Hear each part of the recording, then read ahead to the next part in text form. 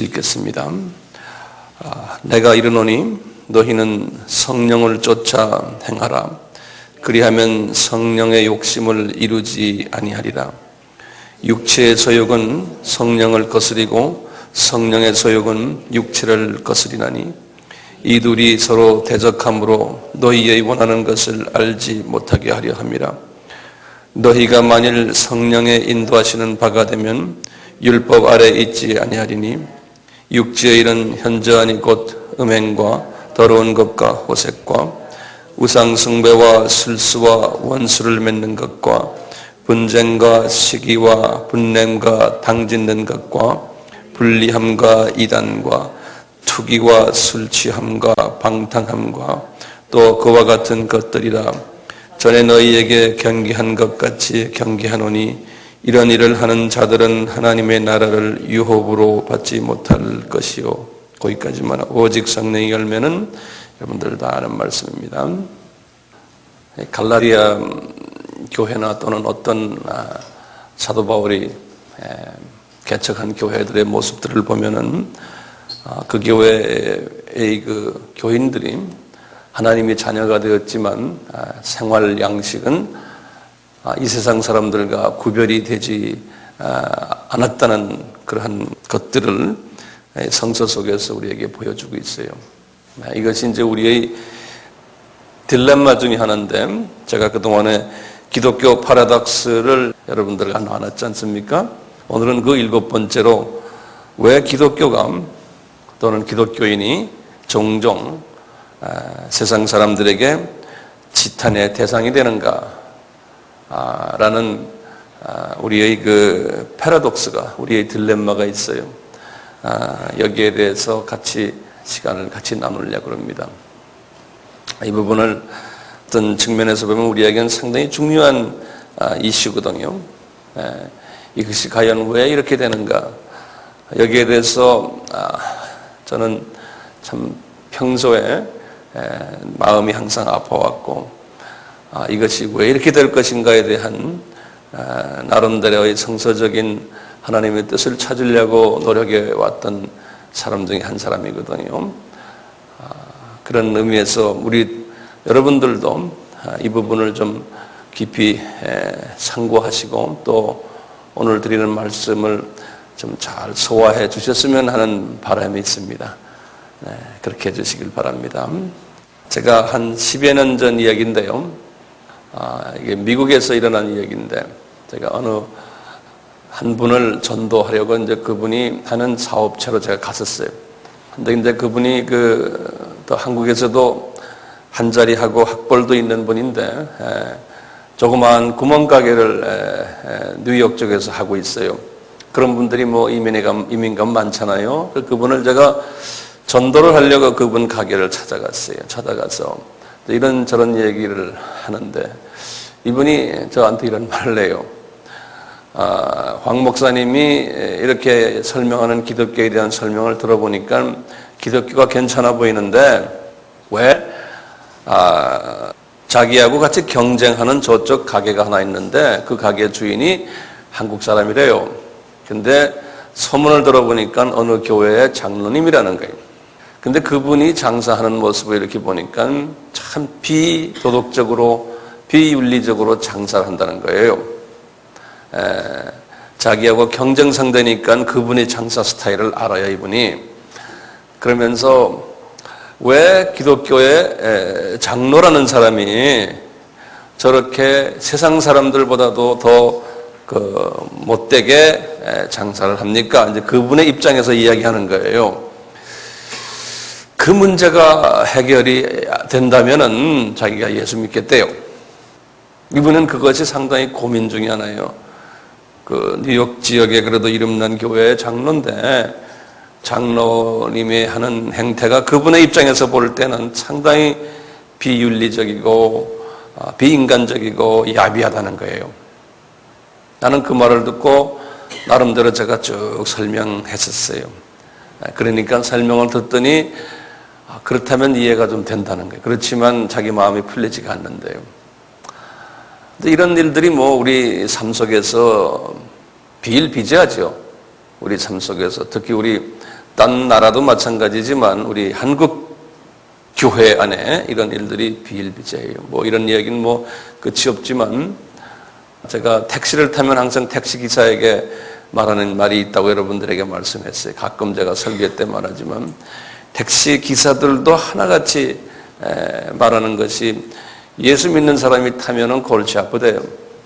일반적으로. 그럼 예수 믿는 사람을 어떻게 합니까? 그러면 택시 기사가 말하는 게 뭐 집사님, 권사님 하면서 자기네 대화가 그렇다는 거예요. 그러면 그건 예수 믿는 사람 아니에요?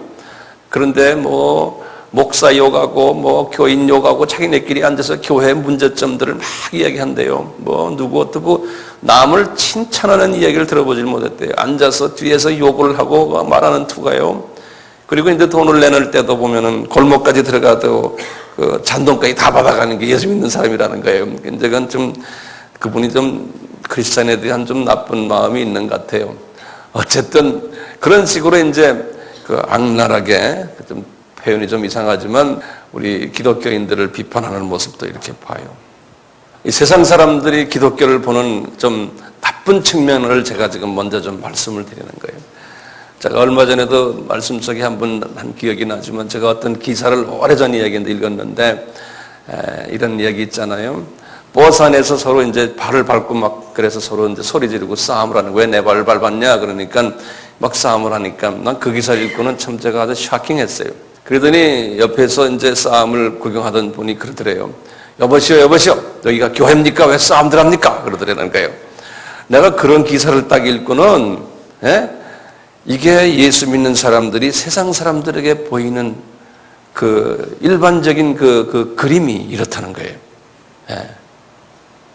근데 우리가 신앙생활을 하면서요, 우리 교회 생활에 너무나 바쁘다 보니까 이 세상 사람들이 우리를 어떻게 보느냐, 이런 부분에 대해서 우리가 좀 약해요. 자기 자화성을 보는 눈이 약하다는 거예요. 그래서 많은 이 세상 사람들 소위 좀 똑똑하다는 세상 사람들, 세상을 예리하게 보는 사람들이 기독교를 딱 볼 때는 이것이 지탄의 대상이 되는 거예요. 특히 우리나라는 그게 더욱 심해요. 이 서구나 해나는 그렇지 않아요. 그런데 우리는 기독교인들이 모범이 되지 못한 부분이 너무나 많아요. 이걸 이렇게 보면서요, 왜 그럴까? 내가 이렇게 생각할 때 여러분들 왜 그러겠어요? 뭐 기독교의 역사가 짧아서 우리가 그렇겠지만 일반적으로 우리 이 한국 기독교는 소위 마지막 때의 기독교가 된 나라 중에 하나예요. 과거 2000년 기독교 역사 속에서. 마귀의 공격이 더 심한 때에 기독교화된 나라 중에 하나거든요, 우리가요. 근데 마귀는 하나님의 그 자녀들을 어떻게 공격하냐면 하나님의 자녀들은 이미 법적으로는 하나님의 자녀지만 윤리적으로 하나님의 자녀가 되지 못하게끔 만드는 것이 마귀의 전략 중에 전략이거든요. 그걸 다른 말로 표현하면요, 법적으로는 하나님의 자녀지만 윤리적으로 세속화되기를 원하는 거예요. 하나님의 자녀들이, 그러니까 모든 가치 기준은 가치관이 천국화되어 있지 않고 전나라화되어 있지 않고 이 세상의 가치관을 두도록 자꾸 만들어 놓는 거예요. 물질관도 이 세상에 가게끔 돈 벌어서 이 세상에서 내가 세상 사람들의 가치를 가지고 있는 그 물질관과 똑같은 물질관을 가지고 살도록, 세계관도 마찬가지예요. 이 세상 사람들과 구별이 안 되게끔, 다시 말하면요, 이 세상을 우리가 소금과 빛의 역할을 해야 되는데 이 세상 사람들과 하나님의 백성들과 구별이 안 되도록 만드는 그것이 마귀의 전략이에요. 그것을 우리가 한마디로 말하면 이 교회가 세속화되었다 그러는 거예요. 이게 굉장히 중요한 이슈 중에 하나거든요. 마귀의 전략 중에 하나거든요. 그래서 보면 제일 먼저 공격하는 게 어디입니까? 마귀가 지도자들을 그렇게 공격을 해요. 지도자들이 겉으로 보기에는 목사예요. 그리고 신학자들이고 또는 거룩해 보이고 이렇게 보여요. 그런데 그 내면을 들여다보면 세속화되어 있는 거예요. 이렇게 만드는 거예요. 이렇게 만드는 거. 마귀가 계속 공격해, 목사들을요. 그것을 우리가 어떻게 이렇게 눈으로 볼 수 있느냐? 그럼 우리가 이제 크리스천들이, 우리가 영성이 있는 크리스천들은 그걸 볼 줄 알아야 되거든요. 어떻게 보이느냐? 세속화라는 게 뭐냐? 세상 사람들이 좋아하는 게 뭐냐? 그걸 보면 알아요. 세상 사람들이 지도자가 되면 뭘 좋아하느냐? 제일 먼저 감투를 좋아해요. 세상 사람들은. 그렇죠? 명예를 좋아해요. 그리고 물질을 좋아해요. 그게 일반 세상 사람들이 다 좋아하는 것들이에요. 근데 우리 목사들이요, 저도 예외가 아닙니다. 네. 우리가 가지고 있는 그 가치 기준이 뭐냐면 명예를 좋아하고 감투 좋아하고 물질 좋아하고 어떤 포지션에 앉기를 좋아하고 이름 나기를 좋아하고, 이것이 마귀가 지도자들에게, 영적 지도자들에게 이것을 공격시키는 거예요. 네. 그래서 평신도들이요, 그걸 딱 들여다보세요. 영의 눈을 뜨고요. 아, 저분들은 세상 지도자와 똑같구나, 스타일이. 그러면은 저분은 영적 지도자가 아니에요. 그거 볼 줄 알으셔야 돼요. 예수님은, 사도 바울은 거꾸로 이야기해요. 자꾸. 그렇지 않다. 하나의 예를 들면요, 우리가 우리나라에 소위 우리나라에만 있는 특수한 상황들이에요. 교단장 투표를 할 때, 선거할 때 우리나라만요, 세상의 국회의원 선거하는 거나 스타일이 똑같아요. 요새는 조금씩 변화가고 있지만, 어떡합니까? 봉투 돌려요. 향응을 해줘요. 지연, 학연 따라다녀요. 패거리로 따라다니면서 그거 다 해요. 그래서 나중에 그것 때문에 서로 교단이 싸움하고 갈라지기도 하고요. 꼭 일반 사람들이 하는 정당 정치하는 거나 똑같이 해요. 거기에 대해서 여러분들 의견이 있어요? 그러니까 지금 양식이 있는 지도자들은 이러지 말자 해서 그 운동들이 지금 우리나라에서 일어나고 있어요. 과거에는 그런 운동을 일으킨 사람이 핍박을 받았어요. 그러니까 교단에서 그런 사람들은 발을 디디질 못했어요. 그런데 하나님께서 우리 민족을 사랑하셔서 이제는 조금씩 거기에 대해서 회개하는 운동들이 일어나고 있어요. 반가운 소식이죠. 그래서 어떤 교단들은 그거 하지 말고 제비뽑기 하자. 성서에는 제비 뽑는 일들이 나오거든요. 사람을 뽑을 때. 그래서 이제 그런 운동도 일어나는 것이 참 바람직한 것 같아요. 그래서 우리 민족을 하나님이 사랑하시기 때문에 기독교의 역사가 깊지 않으니까 이런 모든 이 세속화에서 하나님께서 이제 어느 정도 경험케 하시고는 이제는 우리나라를 이제 정말 좀 잘하게 하는 그러한 운동들이 일어나는 것 같아요. 그런 모습들을 이 기독교의 오랜 전통을 가진 나라의 사람들이 이렇게 보군요. 한국 교회는 그런 부분에서 겉으로는 외형은 컸지만 많이 영적으로 어린아이들이다 그런다고. 그것이 우리 조그마한 교회라는 조그마한 교회 안에서도요, 장로 하나 뽑을 때 우리는 장로 투표하는 것도 똑같아요. 그게 우리나라에만 있는 특수한 현상들이에요.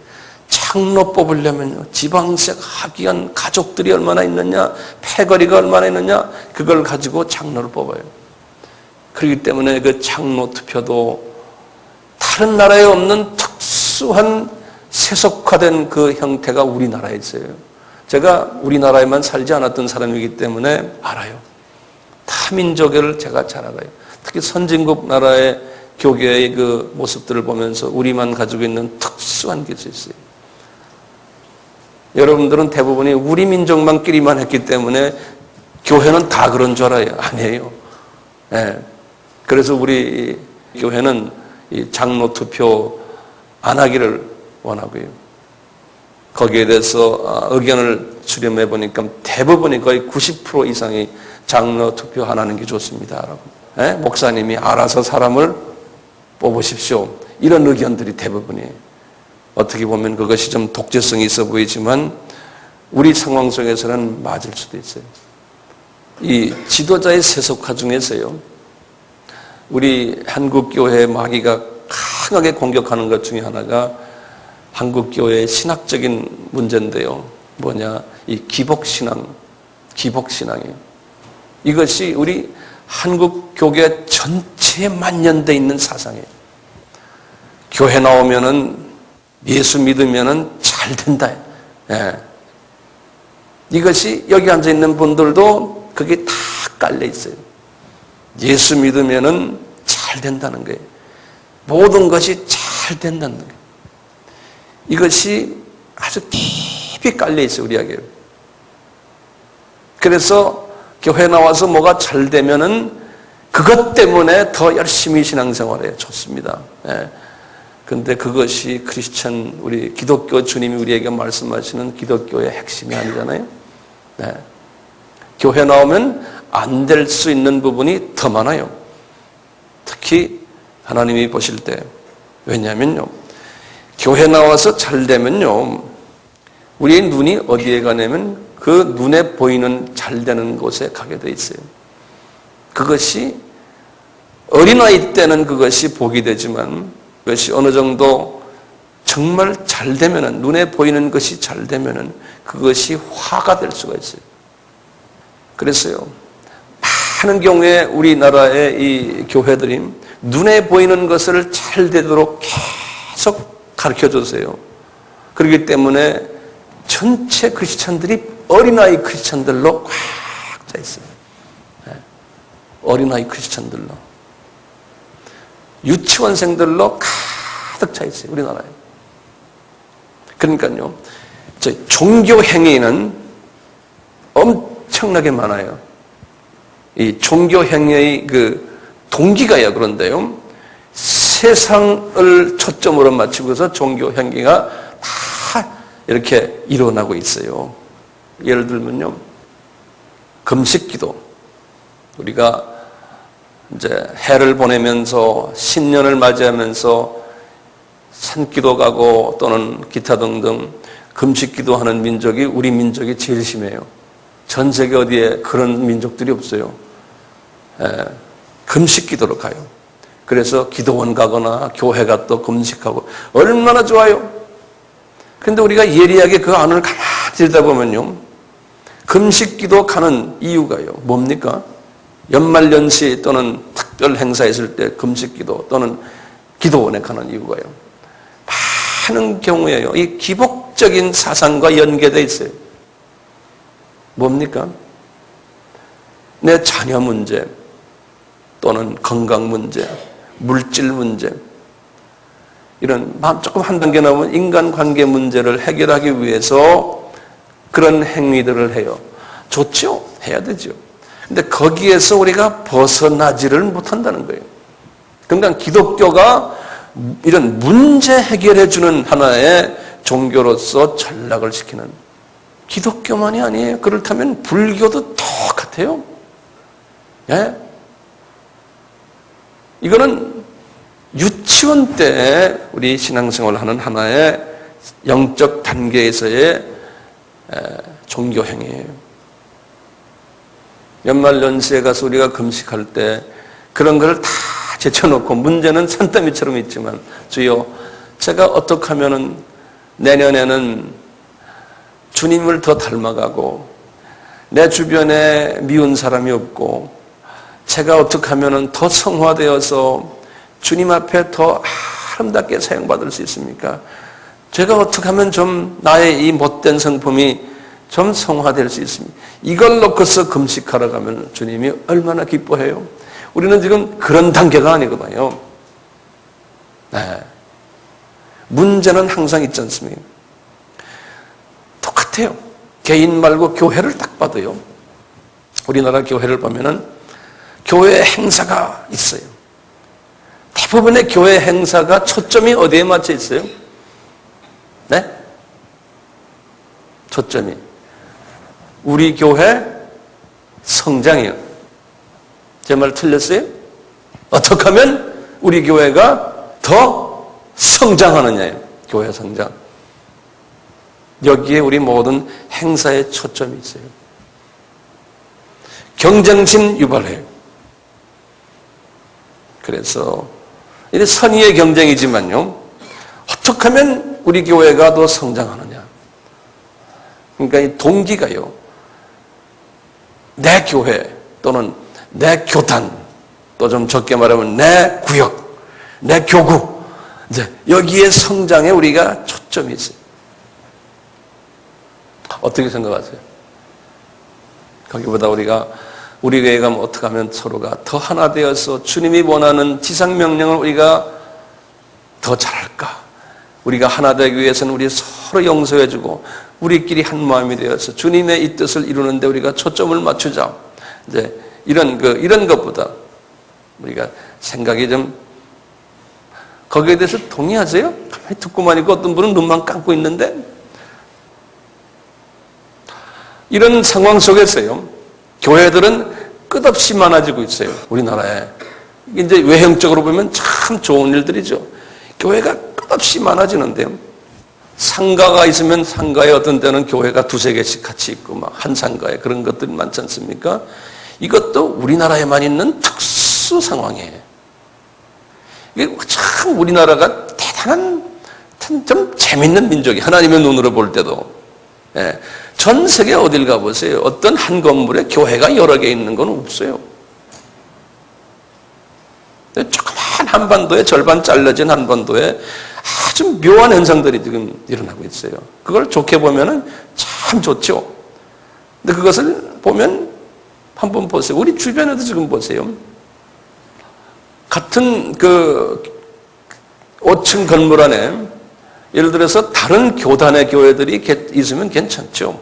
침례교도 있고 선결교도 있고 뭐 승복음도 있고 장로교도 있고 이렇게 있으면 좋은데 문제는 같은 교단 교회가 예컨대 장로교 합동이면 합동 즉 같은 교단 교회가 같이 있거나 이럴 때 이제 이게 목사님들끼리 문제가 되는 거예요. 왜냐하면 각 교단마다 교단법에 뭐가 있냐면 같은 교단에 속해 있을 때는 몇백 메다 안에는 서로가 교회를 하지 못하게 돼 있어요. 그래야지만 이게 서로가 불편하지 않으니까. 어떤 분들은 그 교단만 따라다니는 분들이 있거든요. 그런데 그 법은 있지만 그 법이 현실화되어 있질 않아요. 우리나라는. 이 신학교도 많이 생기는 이유가요. 그것 때문에 이런 일들이 생기는 것 중에 하나예요. 다시 말하면 목사가 계속 양산되니까요. 그러면 이렇게 질문할게요. 여러분들 황 목사님은 신학교 지금 하나 또 운영하고 있지 않습니까? 맞아요. 우리는 한국 국내의 목사님을 양산하기 위해서 우리는 신학교를 지금 하는 게 아니잖아요. 우리는 선교지에 목사가 없는 곳에 목사를 보내기 위해서 영어로 가르치는 외국인들을 하고 여기에서 한국인 몇 사람 있지만 그 사람들도 한국에서 목사시키려고 하는 게 아니에요. 그분들 다 해외로 나가기 위해서 하는 거예요. 이 안에서 교회 개척하라고 지금 신학교 하는 게 아닙니다. 여기 몇 사람 앉아있죠? 그런 생각 아예 생각도 하지 마세요. 그래서 우리는 영어로만 하잖아요. 우리나라에 신학교가 많이 필요해요. 어떤 신학교가 영어로 해가지고 미셔너리를 내보낼 신학교는 많이 필요해요. 하지만 국내에서 목회를 하기 위해서 하는 신학교는 우리가 필요가 없어요. 이제는요. 왠지 아세요? 지금 목사의 매해마다 나오는 신학교 졸업생의 숫자가 얼마나 많은지 아세요? 어떤 통계에 의하면 1년에 5,000명에서 10,000명이 나온다. 미주 지역만요. 각 큰 도시 미국의 시카고니 뉴욕이니 아틀란타니 LA니 이런 데 가면요. 한국말로 하는 한국 사람들이 운영하는 웬만한 목사님들이 모여서 운영하는 신학교가 어떤 개교회가 운영하는 신학교가 엄청나게 많아요. 거기에서 나오는 신학생만 1년에 약 한 5,000명 된대요. 상상할 수 있어요? 그래서요. 지금 우리의 현실을 제가 말씀드리는 겁니다. 오늘 제목이 뭐예요? 왜 세상 사람들이 종종 우리 기독교를 지탄의 대상으로 보는가? 얼마 전에 미국에서 사역을 하는 목사님이 저희 사무실에 찾아왔어요. 약 한 달 전에. 이분이 하시는 말씀이 뭐냐면 그 목사님 하시는 말씀이 이래요. LA에 목회를 하지 않는 목사가 안수받은 목사가 몇 명인지 아세요? 그래 날 보고요. LA라는 한 도시 하나만. 한국 사람들 이야기예요. 1,500명이래요. 그러니까 사역지가 없는 신학교 나와서 이런 여기에서 안수받아서 목사라고 명함을 달고 다니는 사람이 1,500명인데 사역지가 없고 교회가 없고 갈 데 올 데 없는 사람이 1,500명이래, LA만. 근데 그 숫자는 앞으로 점점 많이 늘어날 거예요. 그래서 이분이 진짜로 하시는 말씀이 뭔지 아세요? 자기는 그분이 특수사역 하시는 분인데 목회하시는 분이 아니에요. 옛날에 다 목회하셨지만 언론 하시는 분이신데 그래요. 자기가 요새 갈 데 올 데 없는 목사들만 모여서 목사교회를 하고 있습니다 그러는 거예요. 목사님들이 이 교회 저 교회 갈 수가 없잖아요. 그러니까요. 목사님들만 모아놓고 목사교회라는 이름으로 지금 주일날마다 하는데 한 60명이 모인대요. 그런 말 들어봤어요? 목사교회? 네. 근데 이 숫자가 점점 많아질 거라는 거예요. 맞는 말이에요. 네. 그래서 제가 농담, 진담 섞어서 그래요. 왜 그 목사님들은 선교지에는 안 나갑니까? 지금 저쪽에는 지금 하나님의 종들이 많이 필요한다니까. 거기는 죽어라고 안 나오고 앉아서 어떻게 하면 개척교회를 해서 교회에서 어떻게 하면 여기서 교회를 하는가. 이것이 다 한국 사람들 모아가지고요.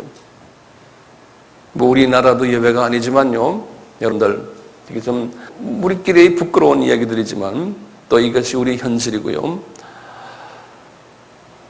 신학교를 예를 들어서 뭐 인류신학교라고요. 인류신학교라는 건 말 자체도 좀 어폐가 있지만요.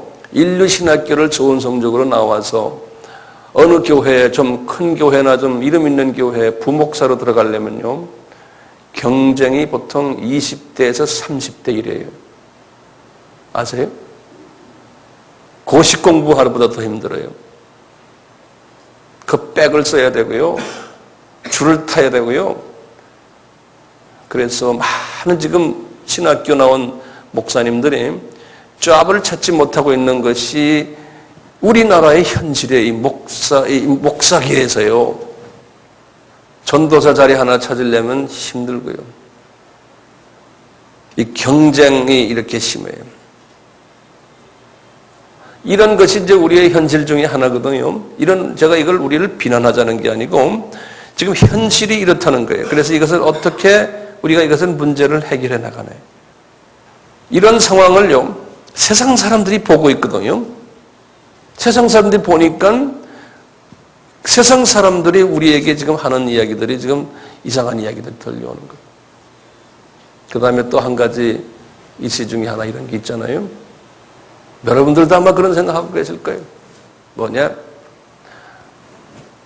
어떤 사람이 주변에 형제 자매나 누가 또는 뭐 친구들이나 뭐 사업하다가 자꾸 망하고 뭐가 안 돼. 잘 풀리지가 않아. 그러면 기도원에 가서 기도해 보더니 신학교 가서 목사 되라 그런다. 그래서 목사 된 사람들도 많아요. 좋아요.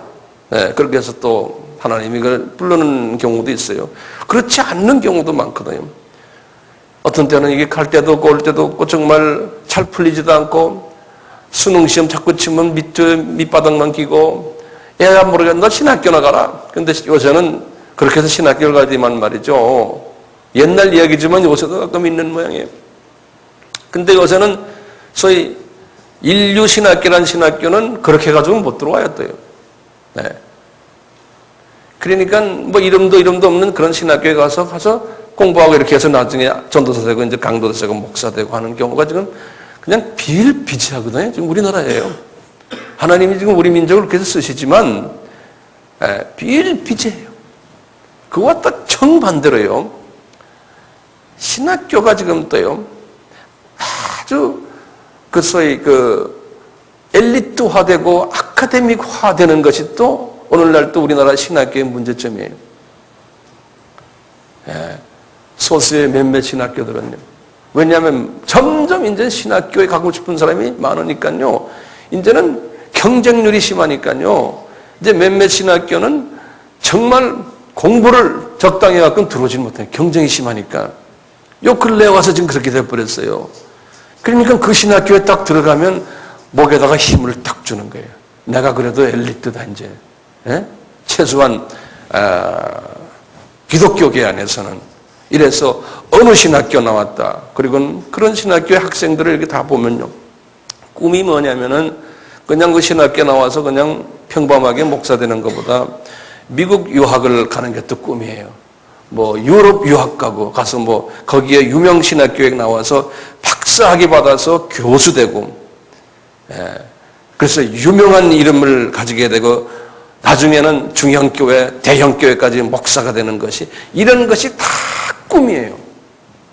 뭐 예외는 항상 있지만 일반적으로 그래요. 일반적으로. 제가 신학교 교육을 한 15년 동안 신학교에서 학생들을 가르쳐봤기 때문에 제가 너무나 잘 알아요. 유학원 학생들을 제가 많이 외국에서 가르쳐봤기 때문에 알아요. 이 사람들이 가지고 있는 꿈이 뭔가요? 그러니까 이제는 이제 소위 말하면 이 기독교라는 하나의 그 기업적인 쪽으로 지금 가고 있어요.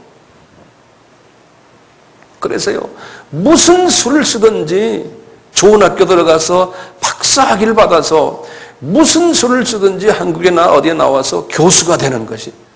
그래서 이름 나고 여기저기 이름 자꾸 나고, 그건 다 그래요.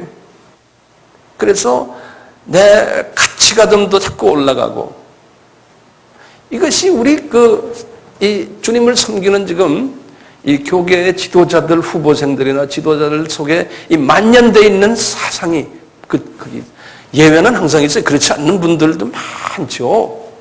지금 우리 전체 흐름이 지금 그렇게 흘러가고 있는 거예요. 우리가 이런 부분을 좀 직시할 필요가 있어요.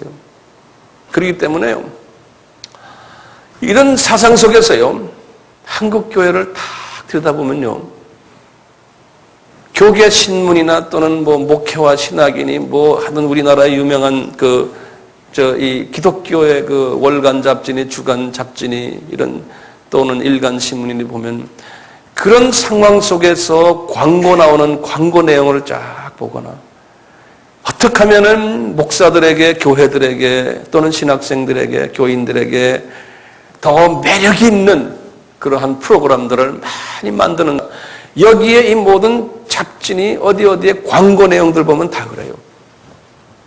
광고 내용들 보면요, 어떻게 하면은 더 사람들에게 인기 작전해서, 어떻게 하면은 시장이, 그러니까요, 이 시장을 만족시키느냐예요. 이 장사하는 사람들이 가지고 있는 사상과 똑같아요. 어떻게 하면 교회를 상대로 비즈니스를 많이 하는가, 목사들을 상대로, 신학생들을 상대로 비즈니스를 많이 하는가요. 그러니까 출판사도 많고요. 다 비즈니스와, 그건 다 그것이 전부 이 영계와 이 세상계와 이게 막 혼합된 이런 것들이 지금 만연돼 있어요. 그러니까 순수하게 주님을 섬기려고 하는 사람들은 이제는 나타나지도 못해요. 끼지도 못해요. 껴야 해요. 이게 알아주는 사람이 없는 게 뭐냐면 시장이 벌써 그런 거예요. 우리 세상도 마찬가지예요. 이 세상도. 텔레비를 들여다보세요, 여러분들. 건전한 프로그램이 거의 없어요. 한 80%는 불건전한 이야기들이, 불건전한 이야기. 왜냐하면요, KBS니 MBC니 SBS에다 대고요, 왜 좀 건전한 걸 좀 해봐라 하면 그 사람들이 건전한 게 뭔지 알고, 이 사회가 어떤 프로그램이 사회가 잘 될 걸 다 알아요. 알지만 안 돼. 왜냐? 이 시청자들의 수준이 그게 따라가지 못하는 거예요. 그러니까요, 이런 뭐 웃기고 뭐 그냥 불건전한 이야기 해야지만 다들 좋아하고 많이 보는 거예요. TV를. 건전한 프로그램 하면 보는 사람이 10% 될까 말까. 그러니까 장사가 안 된다는 거예요. 왜? 광고주들이 안 나타나는 거예요. 광고주들이 많이 봐야지만 광고주들이 돈을 내거든요. 그러니까 이 상업적인 경제적인 측면에서 맞지가 않는 거예요. 왜냐하면 이 깔려있는 국민들의 사고방식이 그렇게 되어 있다는 거예요. 이 기독교계도 똑같아요. 교회가 성장하려면요, 교인이 물밀듯이 밀려오려면요, 그분들의 수준에 맞춰서 이야기를 해줄 때 몰려오게 돼 있어요. 그분들 귀에 아주 좋은 소리 많이 해줄 때. 근데 이 세상에 지금 깔려있는 사람들의 이 수준이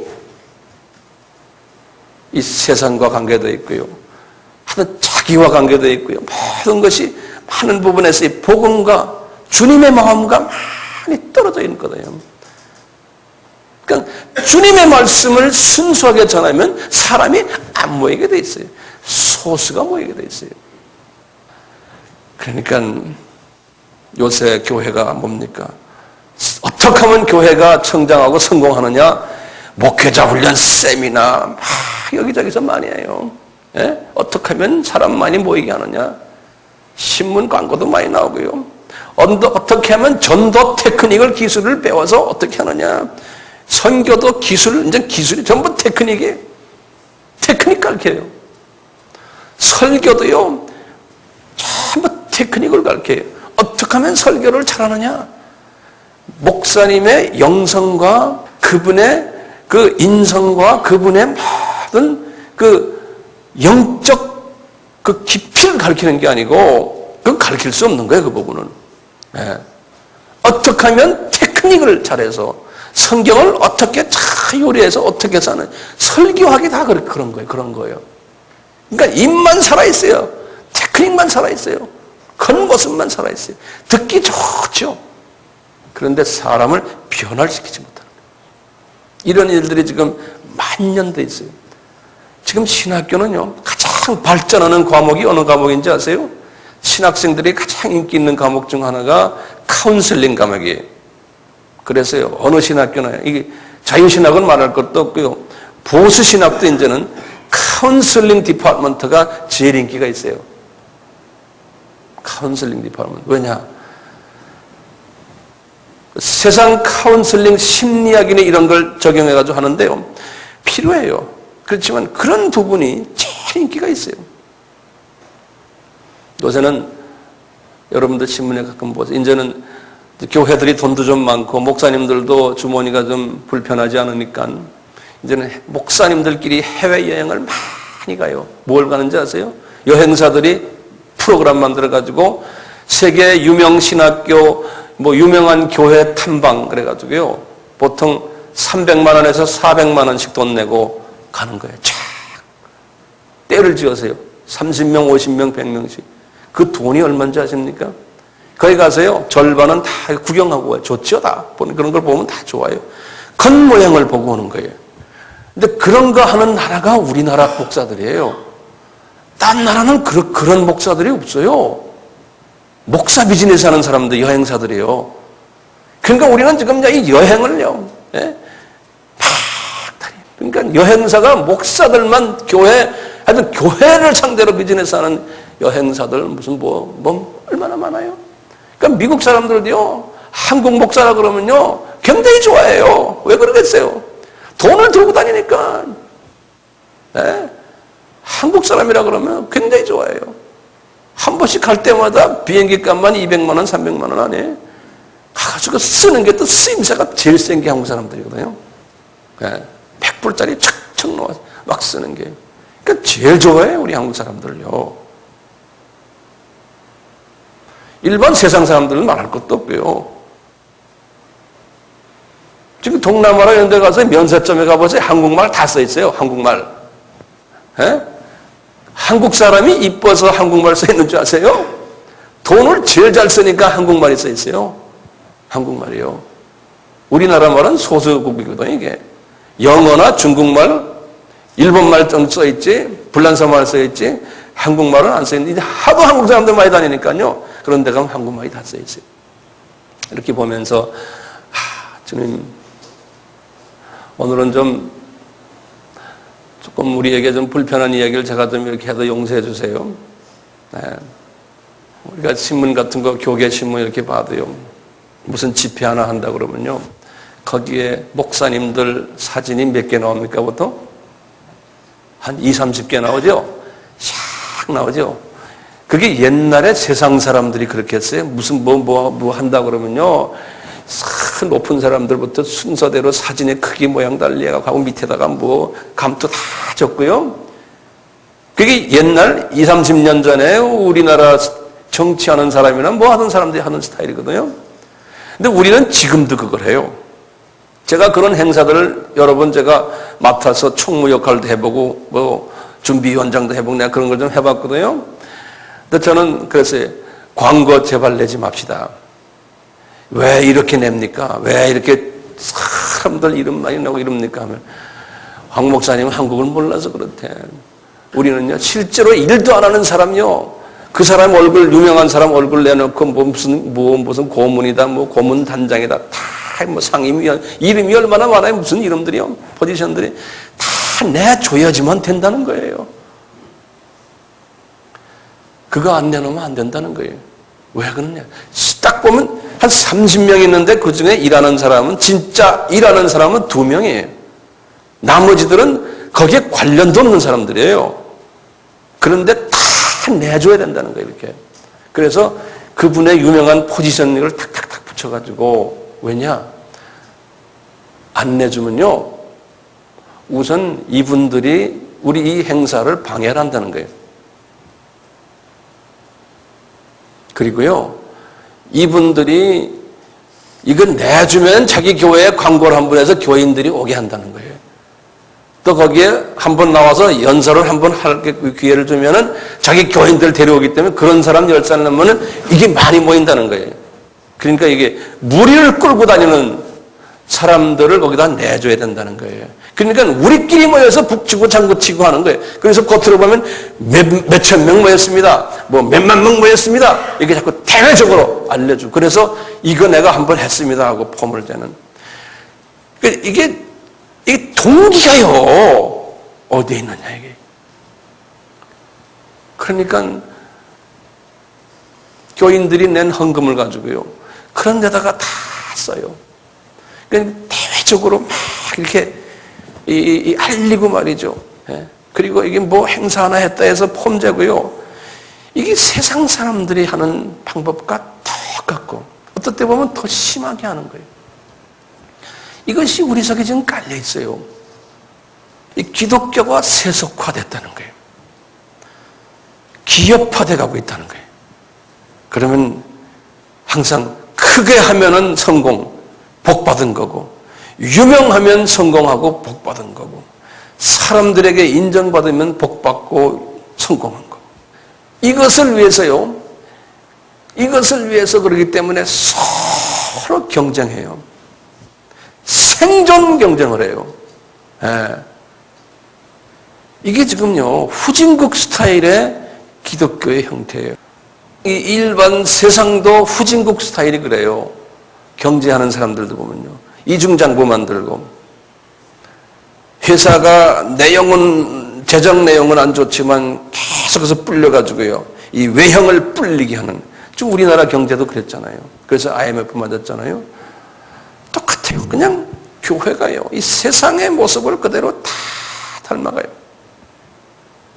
그런 그 결과가 요 근래 우리나라에 이제 대형화되다 보니까 전 세계에 대형 교회가 50개가 있는데요. 거기에 리스트를 쫙 보면요. 우리나라가 대형 교회가 24개가 돼요. 50개 중에서. 그러니까 대단히 특수한 민족 중에 하나예요. 미국은 고작 한 4-5개밖에 없어요. 50개 중에서. 우리는 그걸 자랑하거든요. 그러다 보니까 여러 가지 무리수들이 나오는 거예요. 요새 뭐 나오는 건 당연하죠. 어느 교회, 큰 교회 목사님 뭐 문제 있고 신문에 나고 뭐 여기저기 뭐 이제 언론에 그거는 빙산의 일각이죠. 그 다음에 요새 이제 커지니까 대물림 이야기도 많이 나오고. 근데 이것이 시작이죠. 예.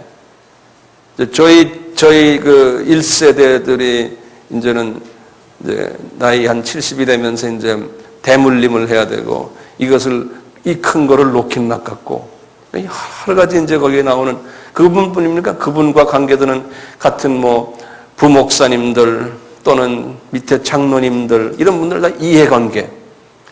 장로님들도 이게 하나 대기업이 됐는데 이걸 다 놓기가 힘든 거예요. 이분이 놓으면 밑에 다 이게 다 연계되어 있으니까 서로 이해관계가요. 이게 커지면은 그렇게 돼요. 커지면요. 보이지 않는 이해관계들이 안에 깔려 있게 되고요. 그래서 우리 주님은 커지지 말아라 그랬잖아요. 네. 그러니까 커지면은 영적으로 퇴보하게 돼 있어요.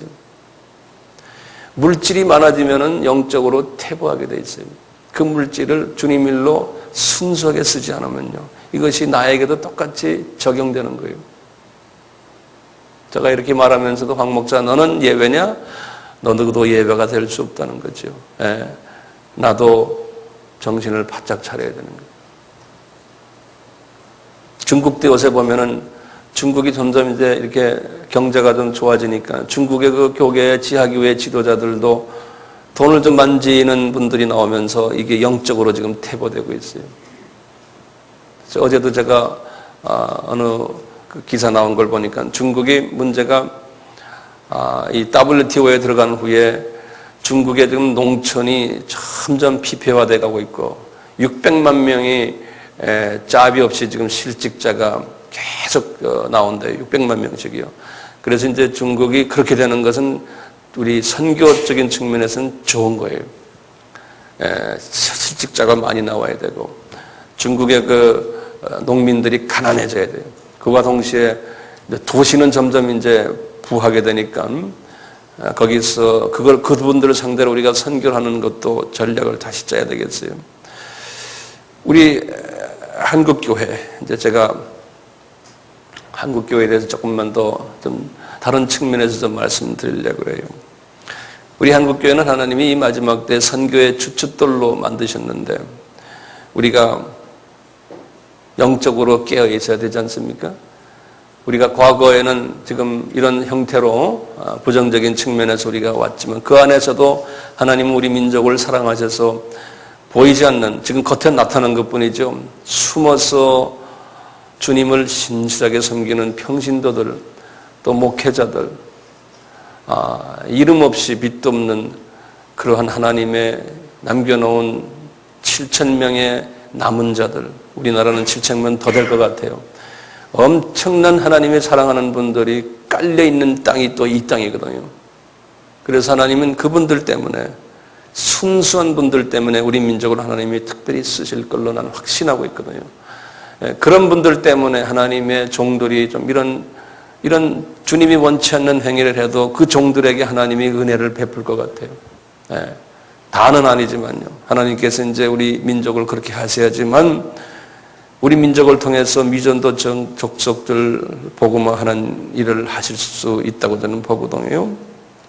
그렇기 때문에 우리는 한국교회는 우선 한국 사회에 인정을 받아야 될 필요가 있어요. 인정받는다는 것은 존경을 받아야 될 것 같아요. 그러려면 빛과 소금의 역할보다는요, 성경에서는 빛과 소금이라고 주님이 마태복음 5장에 말씀하지 않았어요? 뭐가 먼저 오는지 아세요? 너희들은 세상에 소금이 되라. 그리고 빛 되라 그랬어요. 그러니까 소금이 먼저 돼야 돼요. 우리나라의 그 잡지도 빛과 소금이라고 되어 있습니까? 아니, 그건 비성서적이에요. 소금과 빛이에요. 먼저 죽어야 돼요. 핍박받아야 돼요. 하나의 미랄이 되어야 돼요. 교회가 커지면 안 돼. 적어져야 돼요. 그 적어지려면 큰 교회가 흐트러야 돼요. 대형 교회가 되면 안 돼. 흐트러야 돼요. 그래서 그 많은 지금 부목사님들에게 나눠줘야 돼요, 교회가. 그래서 지교회를 만드는 게 아니라 독립교회를 만들어서 다 흐트러줘야 돼요. 많아야 300명에서 500명 수준으로 해서 다 흐트러야 돼요. 우리나라 교회가 지금 해야 할 일이 큰 제목이 뭐냐면 대형 교회들이 흩어지는 교회가 돼서 다 세력을 흐트러야 돼요. 그래서 그렇기 때문에 이미 그걸 맡을 목사님들은 많이 준비되어 있어요, 우리나라에. 그것을 못하는 거예요. 그것을 하는 사람들이, 용감한 분들이 나와야 돼요. 스스로 힘을 줄여야 돼요. 그리고 우리가 성령의 9가지 열매를 맺는 지도자들이 돼야 되거든요. 우리 교인들도 말할 것도 없어요. 우리 질문에 왜 세상 사람들이 한국 기독교인들 또는 교회를 이렇게 비판하고 그분들을 존경하지 않느냐? 우리 첫 번째 질문했던 그 질문이 이렇게 됐을 때 해결이 돼요. 자, 그런데 우리가 기독교 역사를 보면요. 과거 2000년 기독교 역사를 보면요. 우리가 지금 경험하고 있는 이것들을 그대로 다 경험했어요. 각 교단들이, 각 나라들이. 예컨대요. 로마 카톨릭이 이제 첫 교회 아닙니까? 로마 카톨릭이요. 로마 카톨릭 전에 카타콤 시대는요. 다들 핍박받고 흩어지면서 주님을 섬기다 보니까 순수했어요. 근데 로마 카톨릭이 딱 들어오면서요. 이제 교회가 커지고 파워가 커지고 돈이 많아지면서 완전히 부패돼 버린 거예요. 그러니까 우리 종교일이라는 게 그런 문제가 있어요. 종교라는 그러한 이름으로 돈을 많이 벌 수가 있어요. 그리고 포지션도 높아질 수 있고요. 이 로마 카톨릭을 보면 그런 형태로 해서 부패돼 버렸어요. 그걸 부패한 것을 혁명적으로 나온 분들이 개신교 사람들 아니에요? 그래서 루터교, 우리 루터가 이제 그거 했어요. 근데 루터교도요, 루터 때는 괜찮았지만 그 후부터 또 커져가지고요. 루터교도 지금 상태에 와서는 완전히 그렇게 돼버렸어요. 그것이 싫어가지고 나온 것이 또 로마 카톨릭에서 나온 것이 영국 성공회예요. 성공회도 똑같았대. 가다가 또 그렇게 됐어요. 장로교요? 똑같아요. 전 세계의 장로교는 이미 쇠퇴하고 있어요. 다 영적으로 이제는 드라이되어 있고요. 교세는 점점 줄어들고 있고요. 예. 우리나라 장로교만 지금 예외 중에 예외예요. 우리나라 장로교는 지금 그 대신에 이렇게 또 그쪽으로 이쪽으로 지금 우리가 말씀 이쪽으로 지금 가고 있고. 그러는 가운데요. 이 조직이 거대해지면서 그 안에 숨어서 그 조직 안에서 핍박받는 사람들이 항상 있었어요. 기독교 역사 속에서 보면요. 그 조직 안에서 핍박을 받으면서 소수인데요. 그분들이 개혁을 외치다가 핍박을 받고 죽어버려요. 그런데 나중에 기독교 역사서는 그분들이 다 죽은 후에 100년, 200년 후에 그분들이 혁명가들이었다. 그분들이 진정한 하나님의 종이었다. 이제 역사에 쓰기 시작하는 거예요. 역사가들이. 그 당대에는 나타나질 않아요. 오늘날도 마찬가지예요. 오늘날도 우리 지금 겉으로 막 나타난 사람들이 이분들이 하나님의 진정한 종이라 그렇게 볼 수도 있지만 나중에 역사가 어떻게 보느냐는 우리가 한 50년, 100년 있은 후에 이제 나타날 거예요. 그러니까 우리는요, 이 역사성을 가지고 있어야 돼요. 이 역사성이라는 것은 과거를 보고 현재를 보고 미래를 조명하는 게 역사거든요. 그 역사적인 관을 가지고서 오늘을 살아야 돼요. 네. 여러분이나 우리 모두가 법적으로 하나님의 자녀들이 그런데 윤리적으로는 이 세상 자녀와 같지 않기 때문에 지금 이런 말을 하는 거거든요. 오늘 말씀 속에서 갈라디아 속에서 사도 바울이 항상 외치는 게 이거예요. 거기 21절에 그렇게 말씀하셨어요. 오늘 말씀 중에서요. 투기와 술 취함과 방탕과 또 그와 같은 것들, 이 앞에 나오는 이 모든 이런 것들이 하나님의 자녀지만 지금 세상 사람들이 하는 분냄과 당짓는 것과 서로 싸움하는 이런 것이 있는데 이런 사람들은 너희에게 경계할 것 같이 경계하노니 이런 일을 하는 저들은 하나님의 나라를 유업으로 받지 못한다는 거예요. 그러니까요. 이게 유업으로 받는다는 말이 천국에 들어가지 못한다는 말이에요. 유업이란 말은 영어로 inheritance라고 그랬어요. 상급을 받지 못한다는 뜻이에요. 상급. 다시 말하면 우리가 자녀들에게 우리가 유산을 남겨주지 않습니까? 하늘나라에 가면은 하나님이 우리에게 줄 만한 땅들이 많아요. 우리가 통치할 땅들이 우주가 엄청나게 크니까요. 그런데 그런 통치할 땅들을 안 주겠다는 거예요. 다시 말하면 이건 다시 말하면 하늘나라는 계급사회인데 이런 스타일로 한 사람들은 이 세상에서는 존경받고 이 세상에서는 많이 한 것 같지만 하늘나라에 가면은 하나님이 상 줄 기업이 없다는 거예요. 왜냐하면 너희들은 이 세상에서 받을 것 다 받았다는 거예요. 다시 다른 말로 표현하면 천국에 가면 지도자 계급이 아니라는 거예요. 이 세상에서는 내 이름은 지도자 계급이었지만 그러니까 여러분들 평신도들이요. 그냥 이 비밀을 깨닫고요. 이 안에서 그저 주님의 이 뜻을 이루기 위해서 그저 있는 거기에서 최선을 다하다 보면 하늘에서 높임을 받는다는 거예요. 있는 그 자리에서요. 평신도들이 할 일은 뭡니까? 주님의 마음을 가지고 한국교회가 이렇습니까? 주님, 한국교회를 가슴에 안고 주님 앞에 기도하는 일. 왜? 예를 들어서 조그마한 모임 우리 안에서도 이것을 위해서 주님의 뜻을 이루시기 위해서 이 아시아 복음화, 미전도 지역의 복음화를 위해서 내 가슴에 안고 그저 기도만 해줘도 이것은 계급이 올라가는 일이에요. 기도만 해줘도요. 그리고 이 안에 지금 문제가 뭡니까? 이 교회 문제 서로 다투고 싸우고 이런 거 있지 않습니까? 이런 것을 해결하는 사람은 뭡니까? 피스메이커예요. 피스메이커. 하나님의 공동체 안에서 항상 평화를 만드는 사람. 이런 사람이 하늘나라에 올라가면은 높은 위치에 있다는 거예요. 높은 위치. 그러니까 우리의 눈이 이 세상에 가 있으면은 세속화되는 거예요. 우리가 이 세상에 살기 좋고 모든 것이 뭐가 많고 다 좋으면 자꾸 눈이 이렇게 까부러졌다고 눈이 자꾸 밑으로 쳐져가지고요. 이 세상을 보게 돼 있잖아요. 그래서 하나님께서는 눈을 위로 자꾸 뜨라는 거예요. 우리의 믿음의 눈이 천국 하늘나라의 삶을 조명하는 거예요. 우리가 선교를 해도 그렇고 전도를 해도 그렇고 이 세상의 눈이 천국 눈으로 화하기 위해서 우리가 전도하고 선교하는 거거든요. 그런데 그렇지 않으면서 선교하고 전도할 때요. 거기 가서 다툼이 있어요. 전도지에 가서, 선교지에 가서. 그리고 그 안에 가서 그런 제자들을 자꾸 만들어내요. 이 세상 바라보는, 그러니까 세상적으로 선교하고 전도하게 돼요.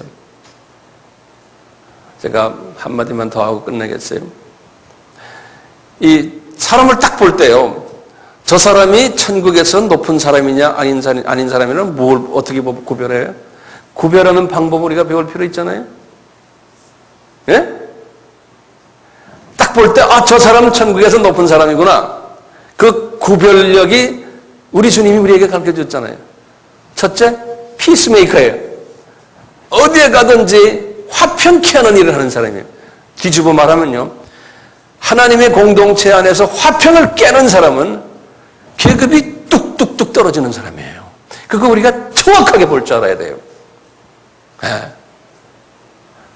두 번째는 뭐예요? 주님이 말씀하셨어요. 마태복음 5장 11절에. 뭐냐? 너희들이 나를 섬기면서 복 있는 자는 내 이름 때문에 천국만 자꾸 외치다 보니까 이 나라 이 세상 눈에 보이는 거를 외치지 않고 안 보이는 걸 외치다 보니까 핍박받는다는 거야. 너희들이. 왜냐? 교계 안에서는 안 보이는 걸 자꾸 이야기하면 싫어해요. 이 세속화된 교회는요. 보이는 거예요. 그래서 핍박받아요. 욕먹고요. 내 이름으로요. 거짓으로 너희들에게 자꾸 사람들이 너희들을 자꾸 이상하게 말을 하고 그런다는 거예요. 그러면서 하시는 말씀이 선지자들도 그렇게 했다는 거예요. 선지자들도 그런 핍박받았다는 거예요. 선지자들이 누구한테 그런 핍박받았어요? 이방인들에게 그런 핍박받았어요? 아니에요. 교회 이스라엘 공동체 안에서 핍박을 받았어요. 왜냐하면 너희들 왜 자꾸 우상을 섬기느냐? 너희들 왜 눈이 왜 이 세상에 가 있느냐? 하나님에 가 있지 않고 이 세상에 가지 말아라. 그러니까 이 세상에 가 있는 그룹들이 파워 그룹들이 핍박을 했어요. 선지자들을요. 똑같아요. 오늘날도요. 지금 제가 이런 식으로 설교하면요. 혹시 제 설교를 테이프로 듣는 사람들요. 어떤 사람들은 싫어해요. 그리고 저를 핍박할 수 있어요? 당연하죠. 그런데 그런 핍박이 올 때 교회 안에서도 마찬가지예요. 정말 주님이 원하는 말씀만 이렇게 하고 싫은 소리 할 때는 해주고 잘못 간다고. 그럴 때 핍박이 올 때 너희들은 즐거워하고 어떻게 하라고요? 기뻐하라 그랬어요. 왜냐하면 너희의 상이 큽니다 그랬어요. 그럴 때 상이 크게 달라붙는다는 거예요. 누구의 말입니까? 예수님이 말씀이에요. 그러니까 주님의 일을 하려면요. 이 세상과 타협하고 그러면 이 세상에서는 내가 인기 있고 잘 될 수가 있어요. 이 세상 스타일로 하면요. 그렇지만 하나님이 보실 때는 상이 없다는 거예요. 높은 사람이 아니라는 거예요. 그러니까 그걸 볼 줄 아는 눈이 있어야 돼요. 첫째 뭐였어요? 첫째, 화평케 하는 일. 두 번째, 천국을 바라보고 이 세상에서의 핍박을 각오하는 사람이에요. 마지막으로 우리 주님이 마태복음 6장에 말씀하셨어요. 이 소위 형식화된 세속화된 경건주의. 뭐냐, 너희들 주님이 그래. 너희들 금식하느냐? 구제하느냐? 너희들 기도하느냐? 이것이 다가 형식화돼서. 그래서 사람들 보는 데서 잘한다. 사람들 보는 데서 인정받으려고 하고 그렇게 할 때 주님이 뭐라고 그랬어요? 너희들은 이미 이 세상에서 상을 받았느니라 그랬어요. 지금 우리 한국 교회가요, 이 형식주의에 빠졌어요. 저 교회, 저 암흑의 목사님, 저 암흑의 전도사님, 저 암흑의 집사님, 권사님 잘한다. 아주 성공했다. 출세했다. 이렇게 올 때요. 과연 저분의 성품을 딱 보는 거예요. 과연 크리스천 모습으로 있어서 출세했느냐? 안 그러면은 파워 게임 해가지고 정치해가지고 출세했느냐 이거예요. 사람들에게 인정받기 위해서 성질을 못했고, 크리스천 캐릭터가 없으면서 출세했느냐? 그걸 주님이 딱 보는 거예요. 그분 보면은 은혜가 없고, 항상 보면은 도전적이고, 경쟁적이고, 그런데 잘 되는 거예요. 파워가 있고요. 이렇게 하면은 저건 가짜라는 거예요, 가짜. 이미 이 세상에서 상을 다 받았다는 거예요. 그러니까 겉으로 보면 세상 사람들이 볼 때, 믿음이 없는 사람들 볼 때, 우리가 하나님의 백성이지만 세속적인 눈으로 볼 때는 출세한 사람이야. 그리고 성공한 사람이야. 영적인 사람이야. 대단한 사람이야. 주님이 볼 때는 아니라는 거예요. 제가 마지막 한마디만 하겠어요. 왜 세상 사람들이 우리 기독교인들을 자꾸 지탄합니까? 그 이유는 나는 이렇게 생각해요. 세상 사람들이 기독교인들 또는 종교인들이요. 타교회, 불교도 마찬가지예요. 소위 이 기독교인이나 또는 불교나 또는 무슨 어떤 교회나 하여튼 이 사람들에게요. 기대가 있기 때문에 그래요. 기대가. 이 사람들에게 어떤 기대가 있냐면요. 종교인들은 이 세상 사람들과 다른 사람이라는 그러한 기대가 있어요. 달라야 된다고 믿는 거예요. 그 사람들이 볼 때, 일반 사람들이 볼 때. 왜냐? 자기네들은 세속화된 사람들이에요. 눈이 이 세상에 눈에 보이는 돈, 명예, 그냥 건강, 이 세상 것만을 개미처럼 찾아다니는 사람들이에요. 자기네는 그런 사람들이라고 자기네가 알아요. 그러니까 이분들은 뭘 원하냐면요. 자기네와 같지 않은 사람들을 찾아다닌다. 그런 사람들 눈을 뜨주는 거예요. 보는 거예요. 그래서 그 사람들에게 가서 말이죠. 기대고 싶고 그 사람들에게서 뭘 듣고 싶어 하는 거예요. 왜? 나와 다른 사람들, 내가 존경할 만한 사람들 찾는 거예요. 그래서 그 사람들을 통해서 대리만족을 찾으려는 거예요. 대리만족을. 내가 못하는 걸. 예? 그렇기 때문에 기대하는 거예요. 주변에 내가 못하는 걸 하는 사람들이 있느냐? 우리가 못하는, 대중들이 못하는 걸. 그러다 보니까요. 이 탈세속화된 사람들을 찾는 거예요. 이거 종교인이라고 그러는 거예요. 종교인. 그러니까 성철 스님을 사람들이 왜 존경합니까? 불교 신자가 아니라도 또는 어떤 기독교인들도 그분을 존경하는 사람이 있어요. 왜냐? 탈세속화됐기 때문에 그런 거예요. He is different from us. 우리와 다르다는 거예요. 그러니까 존경하는 거예요. 우리나라 많은 목사님들 중에서요. 한경직 목사 우리가 왜 존경합니까? 그분은 그 큰 교회를 탁 놓았어요. 그리고 자기 아드님, 자기 교회 당회장 안 시켰어요. 그리고 그냥 재산 다 놓고 남한산성으로 들어가 버렸어요. 그러니까 기독교인만이 아니고요, 비기독교인들도 그분을 존경해요. 왜냐하면 우리는 저런 사람이 필요하다는 거예요. 택시기사, 또 기타 등등 이런 사람들이 왜 기독교인들을 싫어합니까?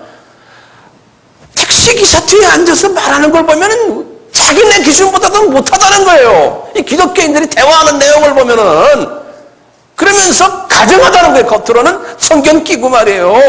그러니까 이중적인 사람들이라는 거예요. 그러니까 실망스럽다는 거예요. 주님이 너희들 이 세상과 달라야 되지 않냐, 모든 행동에서. 어디에 가든지 그리스도의 사랑을 보여주고 어떤 때는 손해도 보고 좀 달라야 되지 않느냐 이거예요. 그러니까 택시를 타도 남자들은 이발소에 가도 그렇고 미장원 여러분들 가도 그렇고 머리 깎는 사람이나 이런 사람들이 딱 보고는 이 사람은 다르구나. He's different. 말하는 것도 보면 그렇고 머리 모양을 봐도 다르고 이게 뭐가 달라. 그러니까 이분은 기독교인이구나. 이런 것을 우리가 냄새. 우리가요, 갈릭을 먹으면, 갈릭이라는 게 뭐예요? 갈릭. 마늘 먹으면 마늘 냄새 나게 돼 있어요. 지 아무리 숨길래도요. 성령 받고 그리스도의 성품으로 내가 성화되면요, 이것이 나타나게 돼 있어요. 나타나게 돼 있어요. 모습 속에서, 말 속에서, 행동 속에서 나타나게 돼 있는 거예요. 마귀는 너희들 법적으로는 하나님의 자녀가 됐지만 너희들은 윤리적으로는 하나님의 자녀가 되지 말아라. 그게 마귀의 전략이에요. 그래야지만 너희들을 통해서 이 전도가 안 되고 선교가 안 된단다. 목적은 그리스도의 복음이 우리를 통해서 향내나게 나가야 되는데 그걸 못하게 방해하는 거예요. 이게 기독교인들의 세속화예요. 우리는 거기에서 우리가 속임을 당하면 안 되겠다.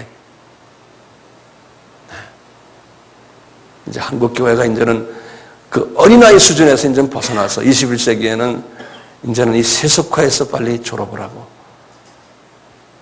내 개인도 마찬가지.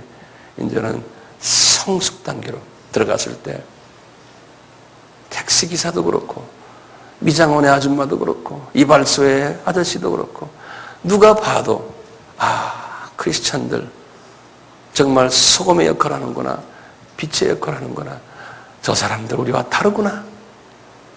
이제 이것을 보여줄 때가 이제 우리가 왔어요. 그러니까 언론들도 교회 다 싫어해요. 세상 언론들도요, 교회, 기독교인들, 기독교 지도자들 다 싫어해요. 이제는 21세기 우리는 좀 그런 부분에서 새롭게 될 필요가 있어요. 여기서 있는 나부터 시작해요. 다시 한번 우리가 옥기슬리엠이고, 우리들도 이제는 여러분들이 영분별력을 가지고 저 사람이 상급받을 사람인가, 천국에서 높을 사람인가, 그걸 여러분들 스스로를 보시고, 천국에서 높은 사람이라고 여러분들이 보실 때는 그분하고 그분 밑에 줄을 같이 서줘야 돼요.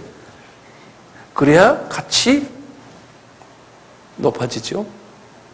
천국에서 보실 때 저분 높은 사람이 아니다라는 사람을 줄 섰다가는 자기도 같이 내려가요.